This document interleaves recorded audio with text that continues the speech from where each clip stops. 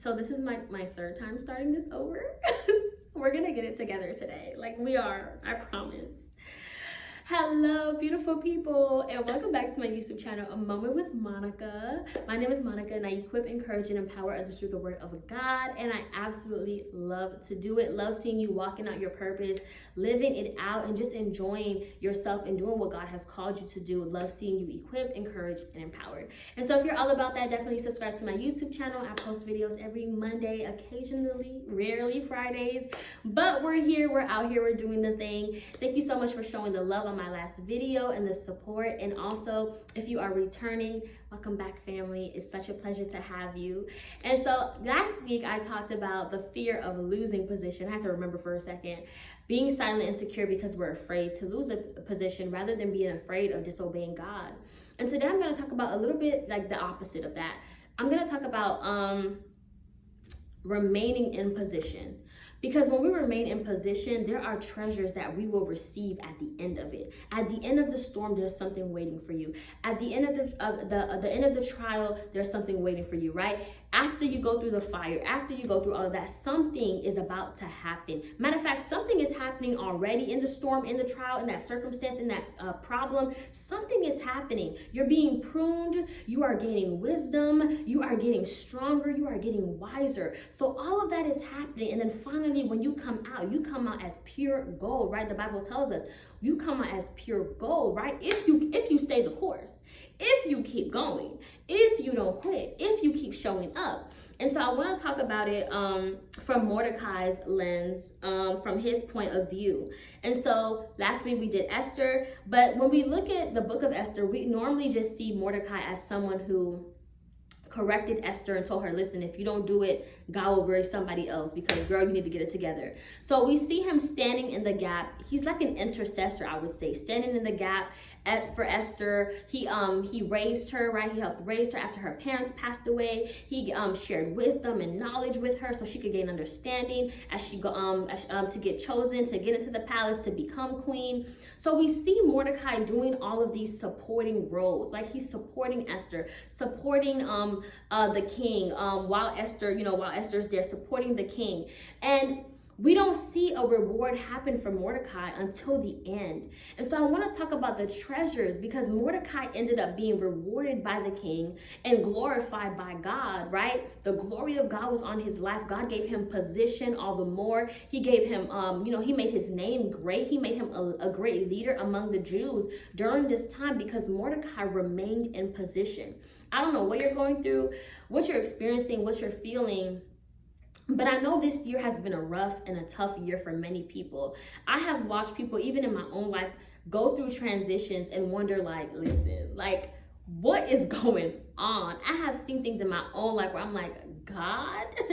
But as I've been remaining in position, even when I have my bad days, because we know that perfection doesn't equal faithfulness, right? That doesn't equal faithfulness. But as I've been remaining in position, despite sometimes I didn't feel like praying, sometimes I didn't feel like showing up, and I didn't. Sometimes I didn't feel like worshiping or things like that. But I still kept going. I still believed. I still trusted. I still hoped. And sometimes when I feel like I had no hope at all, because there were days I feel like I had none, I would turn to God, like, a little bit, a couple of days after, and just be like, God, I don't know, you gotta help me. I would be crying out, even if I wasn't screaming out verbally, I would be crying out in my heart to God, asking him to show up. And so sometimes we look at faithfulness as, oh, I have it all together, it's perfect, it's right, but that's not faithfulness. Right? Faithfulness is despite what I'm going through, I'm gonna cry about it. I may be experiencing a hard time. I may not open up the word today, but I am gonna serve God for the rest of my life. I don't care what happens. I've made up my mind. As for me and my house, baby, we are gonna serve the Lord. And so Mordecai keeps this characteristic of faithfulness. He keeps this trait with him, right? Carrying the fruits of the Spirit, being faithful to the word of God, raising Esther up. The Bible says, raise a child up in the way they should go, and it will never depart from them, right? And so Esther is raised up in the knowledge and the fear of the Lord. She goes into the palace. She gains wisdom. She becomes queen. Mordecai is there supporting her throughout. Then he supports the king. But it talks here, I think it's chapter 2. Yes, chapter 2. verse 19, starting from verse 19, it says Mordecai saves the king. So before I read, I was going to talk about how Mordecai saved the king because there was a plot for assassination. But then, y'all, after he saves the king, there comes this time lapse. 5 years pass. He doesn't get recognized. The king doesn't know what he did, right? He's not noticed. He's not, given a promotion or anything. He's just there. He's just there. He's just there. He's not even waiting on the promotion. He's not worried about it. He doesn't talk about it. He's not bitter. He's like, I just did this for the glory of God. I did this for the honor of God. And let's go into the word. Let's go into the word. Mordecai saves the king. Verse 19, chapter 2. When the virgins were gathered a second time, Mordecai was sitting at the king's gate. Esther had not revealed her family background or her ethnicity as Mordecai had directed. I'm just kicking over here this tripod, my bad. She obeyed Mordecai's orders as she always had while he raised her. During those days, while Mordecai was sitting at the king's gate, Bigthan and Teresh, two of the king's eunuchs who guarded the entrance, became infuriated and planned to assassinate King Ahasuerus. I think I did listen to the pronunciation, y'all. I really did. King Ahasuerus. I'm gonna say it like that. I'm just gonna leave it that way. When Mordecai learned of the plot, he reported it to Queen Esther, and she told the king on Mordecai's behalf. When the report was investigated and verified, both men were hanged on the gallows. This event was recorded in the historical record in the king's presence, right? So this was recorded. We know the scribes always recorded everything in history when it took place. Just as we record everything, people are recording what's going on, what's happening, so that way people, they could look back and see what happened. So this gets recorded. Mordecai saves the king. He tells Esther. Esther goes on behalf of him and tells the king what happens, what's happening, and boom, the king is saved. It was Mordecai's doing, though. But when Mordecai did this, the position of his heart was not of, God, look at me. I'm doing something great. Like, you should do this for me because I'm doing this. Like, look at the way I honor the king. There was no boast. Because there's no boasting in love, right? There was no boast. There was just this is God's will, and I'm going to do it. I'm going to complete everything. I'm going to do what God has called me to do. I'm going to honor God's people. I'm going to honor the queen, the king. I'm going to honor the position he has me in, whether it's a position that is high or whether it's a position that people look at as just a low position. It doesn't matter. I am going to do what God has called me to do. I'm going to be there and be faithful. And he was a faithful person. And so he doesn't get noticed, right? Then he hears about the plot from Haman. The plot Haman has to kill the Jews. So Mordecai is weeping. He's mourning. He has his mourning clothes on. We talked about that last video. And we see that Mordecai is going through turmoil. But still, the position of his heart is not, I saved the king, and this is what's going to happen to me, or this is what's going to happen to the people, the Jews. He is still just, God, please intervene. And so he goes to Esther. We know how that goes down. 5 years, when Haman comes to plot all of this, 5 years has passed since Esther has been queen. And 5 years has passed since Mordecai had remained in position and told Esther the plot to assassinate the king. And so 5 years has passed since he saved the king's life. Then, in the middle of all of this happening and Haman plotting to kill the Jews, it says one night the king could not sleep. It says sleep escaped him. He just could not sleep. He didn't know what to do. So he was like, let me read the boring book, like the book of records. Let me read this boring book, and maybe the book will make me go to sleep. Like, maybe it'll help me fall asleep. So chapter 6, Mordecai honored by the king. That night, sleep escaped the king, so he ordered the book recording daily events to be brought and read to the king. They found the written report of how Mordecai had informed on Bigthana and Teresh, two of the king's eunuchs who guarded the entrance when they planned to assassinate King Ahasuerus. The king inquired what honor and special recognition had been given to Mordecai for this act. The king's personal attendants replied, nothing has been done for him. The king asked who was in the court. Now Haman was just entering the outer court of the palace to ask the king to hang Mordecai on the gallows he had prepared for him. And so what happens later, because it's a little bit longer, so what happens is that Haman, right? The king asks Haman, King Ahasuerus asks Haman, what should be done for a man who honored the king? He's like, what should be done? Like, give me some example, give me some ideas. Little does Haman know that all of this is about to be done for Mordecai. And so I have to read actually. So Haman says, Haman says, who is it the king would want to honor more than me? Haman told the king, for the man the king wants to honor, have them bring a royal garment that the king himself has worn, and a horse the king himself has ridden, which has a royal crown on its head. Have them clothe the king, right, put the garment and the horse under the charge of one of the king's most noble officials. Have them clothe the man the king wants to honor, parade him on the horse through the city square, and proclaim before him, this is what is done for the man the king wants to honor. The king told Haman, hurry and do just as you proposed. So everything Haman wanted to be done to him, the enemy of the Jews, Haman, is going to be done to Mordecai. Little does he know. The king told Haman, hurry and do just as you propose. Take a garment and a horse for Mordecai the Jew, who is sitting at the king's gate. Do not leave anything out you have suggested. So his enemy, his worst enemy, has to now honor him, right? By the authority of the king. And so 5 years has passed. A plot is being planned by Haman to kill the Jews. Mordecai's heart still remains intact. I'm still going to serve God. I'm still going to be faithful. I'm still going to love on him. I'm still going to show up. It doesn't matter that he didn't recognize me. It doesn't matter that he doesn't notice me. It doesn't matter that, maybe I thought God would move this way or that way. It doesn't matter. Haman stayed in position, y'all. 5 years had passed, and now he is going to be honored by the king while all of this is happening. But know that God planned this for a purpose, so that the king could see Mordecai as trustworthy, right? So that when all of this happened and went down, and Esther went and fasted and prayed those 3 days, and of course Haman and his sons got slaughtered, Mordecai was seen as trustworthy. So the king could take Mordecai's word for it. He could trust Mordecai to lead the Jews, to help Esther.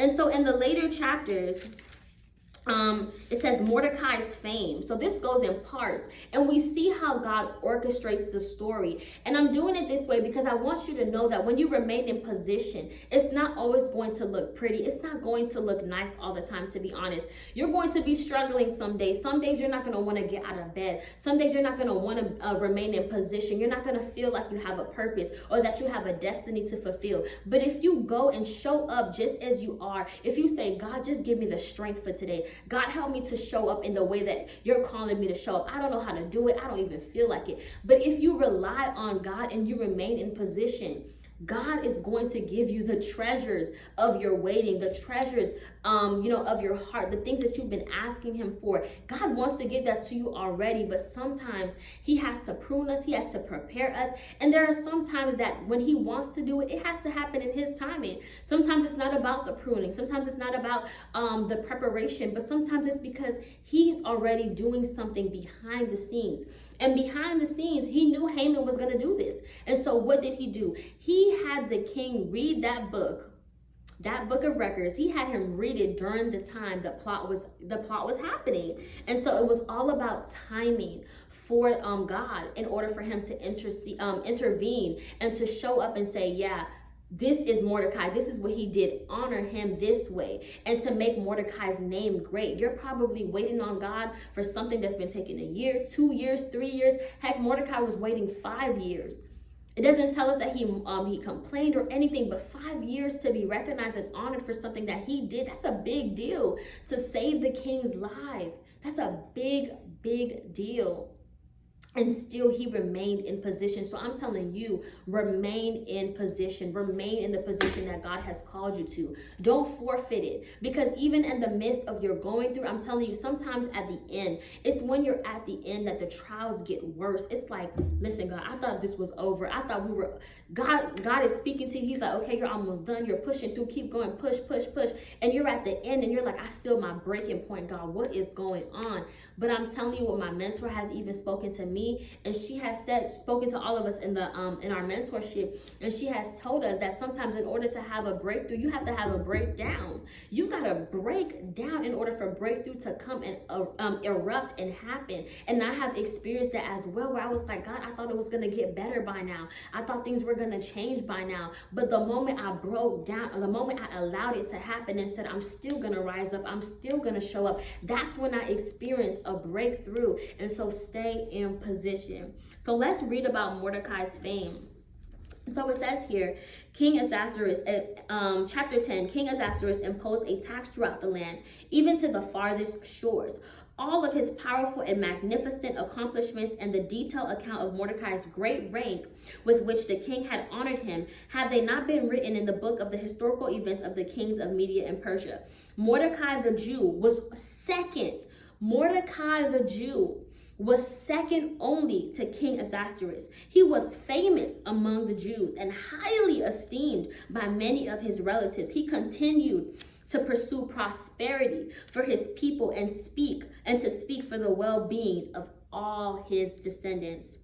And I put, come on. I said, this Mordecai story is my next. I put, come on. This Mordecai story is my next because, y'all, he remained in position. He remained in position. It doesn't matter what you're going through. It doesn't matter. It matters, of course, because nobody wants to go through storms and trials all the time. I get that. But I'm saying those things are not bigger than God. I'm saying those things don't have to weigh you down. You don't have to make them an idol in your life where you're worshiping them. And every time a problem comes up or a situation or a circumstance, you're like, man, God, what do? I don't understand. Like, why is this always happening to me? You don't have to stay in victimhood. You don't have to stay in a problem-minded type of mindset. But you can say there's a solution to this. The solution is that I'm going to get up. The solution is that I won't change. I won't change position. The solution is that I won't change my mind about God. The solution is I'm still going to walk out my purpose. I'm still going to write that book. I'm still going to show up for YouTube. I'm still going to, go to school. I'm still going to show up to my job. It doesn't matter what it is. I'm going to remain in position. We always look at Esther and we're giving her the round of applause. But tell me, do you know what it means to be in the background? Do you know what it means to be in the supportive role? Do you know what it means to be the underdog? Do you know what it means to see everybody's promises come to fruition, and you're waiting on God, and you're waiting on God, and you're waiting on God, and you're wondering, God, when is it going to be me? And not in a form of bitterness, not in a form of bitterness or unforgiveness, not in any of those forms, but in a form of, God, I'm pushing, I'm fighting, but I'm getting weary and tired. I'm hanging on, but God, I'm hanging on even just by a thread. I'm hanging on even just by your word, that your promises are true, that you're faithful. I'm hanging on, that you are the light in the darkness. I'm hanging on just to that. When are you coming? And I'm telling you, God is on his way. He's been working it out, weaving it just for you. And he was doing all of that. I hope you guys read Esther just from Mordecai's story. Like, don't just take my word for it as I'm on this, as you're watching this video, but go and look at it. 5 years had passed. He saved the king 5 years ago, and God allowed it to happen for the king to recognize and honor him during the time where he was under scrutiny, during the time when he was on the verge of being murdered, right? He was on the verge of being murdered, at the edge of the breakdown, at the edge of the storm. God said, all right, now it's time. It's time. It's time. It is time. I got you. I've been here all along. But my timing is best. Even when you think I'm late, I'm not. It's time. And so because Mordecai remained in position, he got to receive the treasures. The treasures in waiting are waiting for you. They're waiting for you, but you got to remain in position. If you fell off, that's okay, because perfection does not equal faithfulness. And I want you to know that. I want you to recognize that. I want you to know that just putting your shoes on and getting up, just saying, all right, God, let me read my word. Let me pray. I don't even understand. Just coming as you are to the Father, but not remain, not staying there, just coming as you are, but allowing him to transform you. That's enough. You're enough.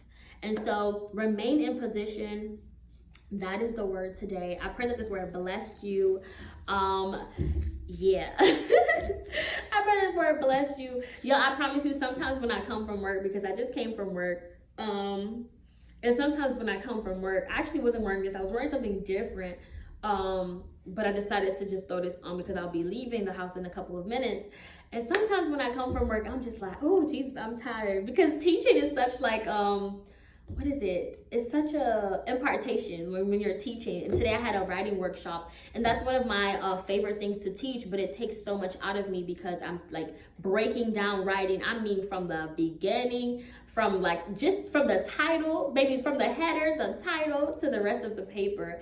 And so going to every student and reading their papers and things like that, whew, it was a lot. It was a lot. And it was a 3-hour class. So if y'all see I was just a little tired, just know that was the reason. But I'm happy to have given this word. I pray that this word blesses you. I pray that you're encouraged. I pray that you keep fighting and pushing through. Oh, my phone's about to die. I pray that you keep fighting, that you keep pushing through. Let me know how I can pray for you, or go on my website, amowithmonica.com, amowithmonicallc.com. Click on the, prayer so you can receive prayer. But just let me know. And yeah, thank you guys so much for watching this video. And I'll see you guys in my next one. Remain in position. The treasures are waiting for you. Bye, guys.